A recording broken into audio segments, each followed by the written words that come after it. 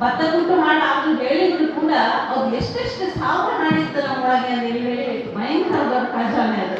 ಅಲ್ಲಿ ಕೊಪ್ಪರಿಗೆ ನಿಂತಿರ್ತೀವಲ್ಲ ಅದು ತುಂಬಿಸ್ರು ಅದ್ರದ್ದು 100 ಕೊಪ್ಪರಿಗೆ ತುಂಬಿದ್ರು ಖಾಲಿ ಆಗ್ತಿಲ್ಲ ಅಷ್ಟಪ್ಪ ಹಾಡು ನಮ್ಮಲ್ಲಿತ್ತು. ಅಂತ ಹಾಡಲ್ಲಿ ಕೆಲವು ತಮಾಷೆ ಹಾಡಿದ್ರೆ ನಂಗೆ ಭಾರಿ ಖುಷಿ ಆಗ್ತದೆ.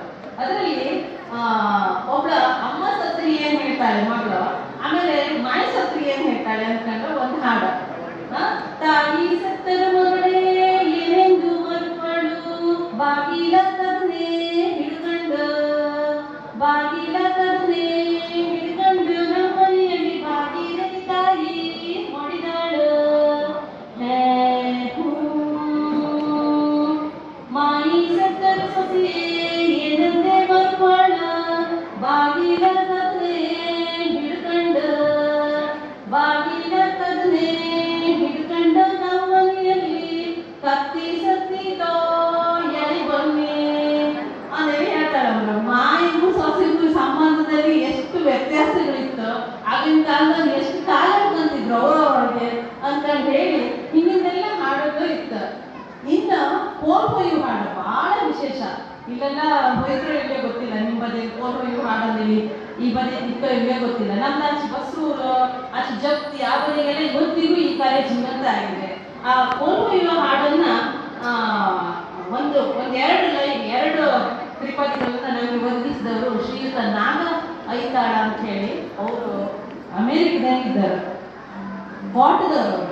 ಅವ್ರು ಅಲ್ಲಿಗೆ ಹೋದ್ರು. ನಾನು ಇವತ್ತು ಅವ್ರನ್ನ ಪುನಃ ನೆನಬೇಕು ಯಾಸಾಗಿ ಹೊಡ್ರ ಕಾರ್ಯಕ್ರಮದಲ್ಲಿ. ಯಾಕಂದ್ರೆ ಹೇಳಿದ್ರೆ ಅವ್ರು ಯಾವ ವರ್ಷ ಊರಿಗೆ ಬಂದ್ರು ಫಸ್ಟ್ ಫೋನ್ ಮಾಡಿ ನಾನು ಹಾಡು ಹೇಳೋಣ, ನಂಗೊಂದು ನಾನು ಹಾಡು ಕೇಳಿ ಕುಂದಾಪುರ ಕನ್ನಡದ ಎಲ್ಲ ಹುಡುಗರು ಸಿಕ್ಕುದಿಲ್ಲ ಈಗ ಅಂತ ಹೇಳ್ತಿದ್ರು. ಅಷ್ಟು ಹಾಡನ್ನ ಅಮೇರಿಕ ಕನ್ನಡ ರಂಗದಲ್ಲಿ ಕಲೆಕ್ಟ್ ಮಾಡಿ ಅವರಿಂದ ಪುಸ್ತಕ ರೂಪದಲ್ಲಿ ಹೊರಗೆ ತಂದಿದ್ರು. ಆ ಪುಸ್ತಕವನ್ನು ಅಲ್ಲಿಂದ ನನಗೆ ಪೋಸ್ಟ್ ಮಾಡಿ ಕಳಿಸಿಕೊಟ್ಟಿದ್ರು. ನಾನು ಅವ್ರನ್ನ ಈ ಸಂದರ್ಭದಲ್ಲಿ ನೆನೀತೆ, ಮತ್ತೆ ಅವರಿಗೆ ಇಷ್ಟವಾದ ಒಂದೆರಡು ಕೋಲ್ ಹೊಯ್ಯುವ ಹಾಡನ್ನು ನಿಮ್ಮ ಮುಂದೆ ಪ್ರೆಸೆಂಟ್ ಮಾಡ್ತೆ.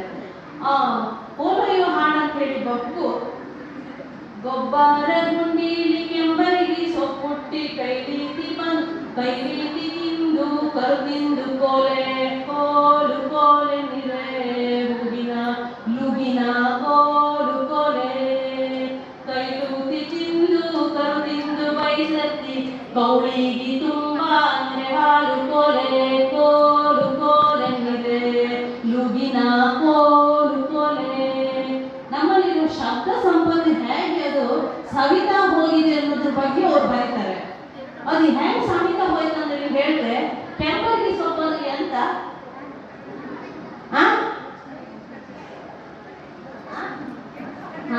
ಕೆಂಪು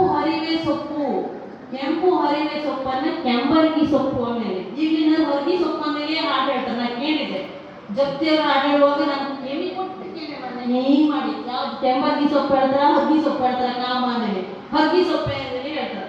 ಆ ಶಬ್ದಗಳು ಆ ಕೆಂಬರಿಗೆಯಿಂದ ಹೊರಗೆ ಬಂದಿದೆ ಅಂತ ಹೇಳಿದ್ರೆ ಆ ಪದವೇ ಕಣ್ಮರೆ ಆಯ್ತು. ಇನ್ನು ಯಾರು ಬಳಸೋರಿಲ್ಲ. ಹಾಗೆ ಲೂಗಿನ ಕೋಲು ಕೋಲೆ ಲೂಗಿನ ಹೋಗಿ ಏನಾಗಿದೆ ಅದು ಅಲ್ಲಿಂದ ಬಂದು ಸೌದು ಇವತ್ತು ನಾನು ಹೂಗಿನ ಕೋಲಿಗಾಗಿಯೇ ಬಂದು ನಿಂತ್ಕೊಂಡಿದೆ. ಈ ರೀತಿ ಇಷ್ಟೇ ನಂಗೆ ಗೊತ್ತಿತ್ತು, ಮತ್ತಂತ ಗೊತ್ತಿಲ್ಲ ವಿಡಿಯೋ ಎಲ್ಲ ಮಾಡೋದಂತ ಬೇಡ. ಈ ರೀತಿ ಕೋಲು ಹೊಯ್ಯುವ ಹಾಡು, ತೊಟ್ಲು ತೂಗುವ ಹಾಡು, ಭತ್ತ ಕುಟ್ಟುವ ಹಾಡು, ಆಮೇಲೆ ಗಂಡನ ದೂರುವ ಹಾಡು, ಹೆಂಡತಿ ದೂರುವ ಹಾಡು. ಗಂಡನ ಹೊಡಿಕಂದ್ರೆ ಇಲ್ಲೆಲ್ಲೂ ಕೋಲಿಲ್ಲ, ಕೊಡ್ಚಾದ್ರಿ ಗುಡ್ಡಿ ಹೊಲ ಹತ್ತಿ ಕೋಲ್ ತಪ್ಪಂದು ಗಂಡನ ಸಿಟ್ಟಿಳಿದು ಹೋಯ್ತು. ಅವಳು ಅಲ್ಲಿ ಹೋಯ್ ಬಬ್ಬಳು ಇಲ್ಲಿ ಸಿಟ್ಟೆಲ್ಲ ಇಳಿದೇ ಹೋಯ್ತು. ಕೊಡ್ಚಾದ್ರಿ ಗುಡ್ಡಿ ಹತ್ತುದಂದ್ರೆ ಅಷ್ಟೇ ಸುಲಭ. ಕೊಡ್ಚಾದ್ರಿ ಗುಡ್ಡಿ ಅಂದಿಲ್ಲ, ನಾನು ಹೇಳಿದ್ದೀಗ ಕೊಡ್ಸಿ ಗುಡ್ಡಿ ಹೊಲ ಹತ್ತಿ ಅಂದೇಳಿ. ನಾನು ಕೊಡ್ಸಿ ಗುಡ್ಡಿ ಅಂದ್ರೆ ಕಡಿ ಗೊತ್ತಾದ ಕೊಡಚಾದ್ರಿಗೆ ಕೊಡ್ಸಿ ಅಂದೇಳಿ ಹೇಳ್ತಿದ್ನಲ್ಲಿ. ಇವತ್ತು ಇವೆಲ್ಲ ಎಷ್ಟೆಷ್ಟು ನಾವು ಎನ್ಸು ಸಣ್ಣ ಅದ್ರಾಗೆಲ್ಲ ಹೋಗಿ ಎಂತ ಪದಗಳೆಲ್ಲ ನಮ್ಗೆ ಎಂತಕ್ಕೆ ಬೇಕು ಅನ್ಕೊಂಡ. ಆದ್ರೆ ಆ ಪದಗಳನ್ನ ಉಳಿಸ್ಲಿಕ್ಕಾಗಿ ಈಗ ಅವರು ಮೈರು ಬಂದಿದ್ರು ಮಂಡಸ್ದಾಸ್ ಕಾಲೇಜಿನವರು.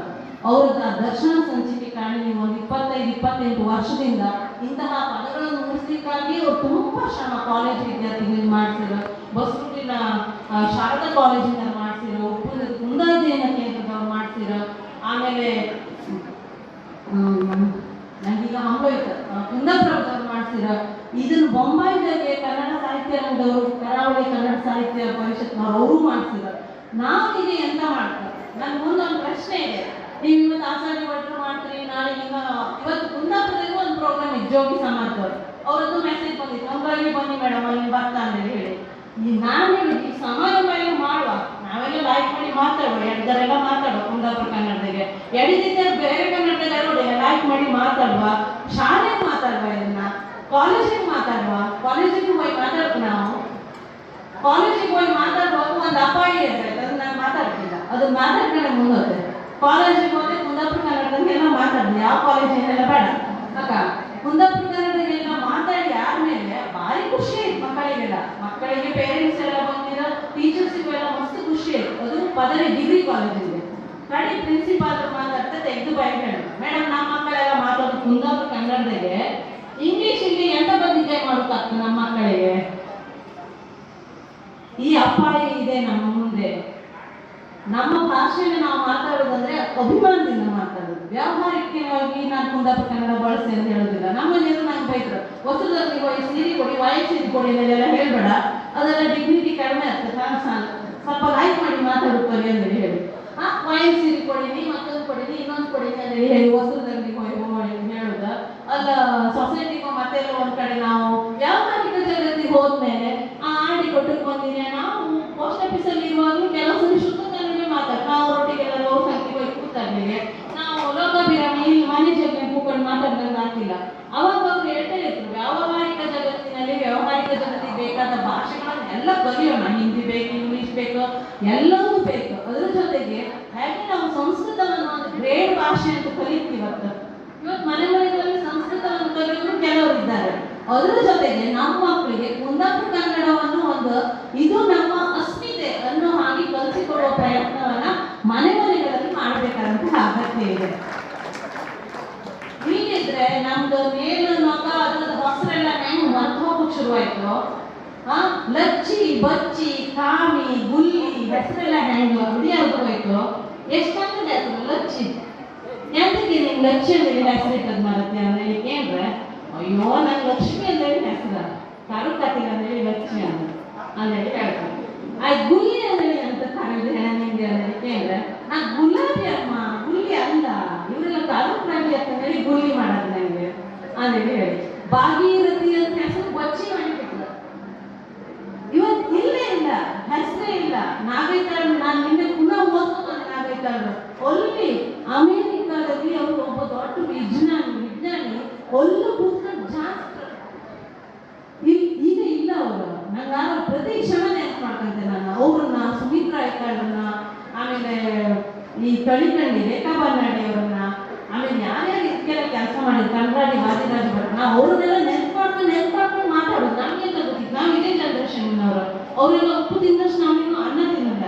ಹಾಂಗಿಪ್ಸರಿಗೆ ಅವ್ರನ್ನೆಲ್ಲ ನಾವು ನೆನಿಬೇಕು. ಅವ್ರು ಅದೇ ಹೇಳ್ತಾರೆ, ನನ್ನ ಬಚ್ಚಿ ಎಲ್ಲಿ ಕಾಡ್ಬೋದು, ನನ್ನ ಲಚ್ಚಿ ಎಲ್ಲಿ ಹೋದ್ರು, ನನ್ನ ಬಾಗಿ ಎಲ್ಲಿ ಹೋದ್ರು, ಗುಳ್ಳಿ ಎಲ್ಲಿ ಹೋದ್ರು, ಇವ್ರನ್ನೆಲ್ಲ ನಾನು ಎಲ್ಲೆಲ್ಲ ಒಪ್ಸಿಲ್ಲ. ನಮ್ಮನೆ ಕೊಟ್ಟಿಗೆ ಖಾಲಿ ಆಗಿದೆ, ಕೆಳಚೌಡಿ ಮೇಲ್ಚೌಡಿ ಕುಕ್ಕಂಬರಿಲ್ಲ, ಬೆಲ್ಲ ನೀರು ಕೇಂಬರಿಲ್ಲ, ವೈಟ್ ವರ್ಕ್ ಮಾತಾಡುವರಿಲ್ಲ. ನಾನು ಬರೀ ಇಂಗ್ಲಿಷ್ನಲ್ಲೇ ಕಳೆದು ಹೋದ್ನಲ್ಲ, ಎಲ್ಲಿಗೆ ಬಂದು ಹೋಯ್ತು. 47ರ ಸ್ವಾತಂತ್ರ್ಯ ಬಂತು, ಆದ್ರೆ ನನ್ನ ಬದುಕು ಭಾಷೆ ಎಲ್ಲ ಬರಡಾಯ್ತಲ್ಲ ಅಂತೇಳಿ ಹೇಳಿ ಬರ್ಕೊಂಡ್ಸರಿಗೆ, ಅವ್ರು ಓದಿಸರಿಗೆ ನಮ್ಮ ಹತ್ರ ಎದೆ ಎಲ್ಲ ಭಾರ ಆಗ್ತದೆ. ಇನ್ನು ಮುಂದುವರಿತಾ ಹೋಗಂಗೆ ನಮ್ಮ ಹತ್ರ ಎಷ್ಟು ಗಾದೆ ಸಂಪತ್ತಿತ್ತು, ಎಷ್ಟೆಷ್ಟು ಎದುರ್ಕತೆ ಅಂತ ಗೊತ್ತಿದ. ಎಂತ ಎದುರ್ಕತೆ ಅಂದ್ರೆ, ನಮ್ಮಲ್ಲಿ ಎದುರ್ಕತೆ ಯಾರ ಹತ್ರನೂ ಇಲ್ಲ. ಎದುರ್ಕತೆ ಹೇಳ್ತಾರೆ ಅಂತ ಮಳೆ ನಕ್ಷತ್ರ ಎಷ್ಟಿದ್ವಲ್ಲ, ಹಳೆ ಮಳೆಗೆಲ್ಲ ಇತ್ತು. ಮಳೆ ನಕ್ಷತ್ರ ರೋಹಿಣಿ ಮಳೆ ಬಂದ್ರೆ ದೋಣಿ ಹಾಕತ್ತಂದೇಳಿ ಹೇಳಿ, ಮಗಿ ಮಳೆ ಬಂದ್ರೆ ಮತ್ತೊಂದು ಬರ್ತಂದ್ರ, ಆಸ್ಲಿ ಮಳೆ ಬಪ್ಪಕ್ಕಿಂತ ಬಿಸಿಲೇ ಮೇಲೆ. ಅದಕ್ಕೆಲ್ಲ ಆಶ್ಲೇಷ ಮಳೆ ಬರ್ತಾ ಇದ್ರೆ ಇದು ಯಾವ ಗೆದ್ದಿ ಬೇಸಾಯಕ್ಕೆಲ್ಲ ಕ್ರಿಮಿ ಕೀಟ ಪಾಣಿ ಬಪ್ಪದ ಅದೆಲ್ಲ ಹತ್ತು ನಂಜಿ ಇರುತ್ತೆ ಭೂಮಿದ. ಆಸ್ಲಿ ಮಳೆ ಬಪ್ಪದ ಬಿಸಿಲು ಬಪ್ಪದೆ ವಾಸಿ ಹೇಳಿ, ಹುಬ್ಬಿ ಮಳೆ ಹಬ್ಬಿ ಹಾಲು ಕೊಡ್ದಂಗೆ, ಉತ್ತರ ಮಳೆ ಕುದುರೆ ಕೂಳು ಅದೆಲ್ಲ ಹೇಳ್ತಾರೆ, ಉತ್ತರ ಮಳೆ ಒತ್ತರಿ ಮಾಡುತ್ತಂತ ಹೇಳಿ ಹೇಳ್ತಾರೆ. ಈ ನಮ್ಮ ಮಳೆಗಾಲದಲ್ಲೂ ಕೂಡ ನಮ್ಮಲ್ಲಿ ಬಹಳ ಹೇರಳವಾಗಿದೆ ಅಂತ ಹೇಳಿ ಹೇಳ್ತಾ, ಇನ್ನು ಎದುರುಕತೆ ನಾನು ಗೆದ್ದ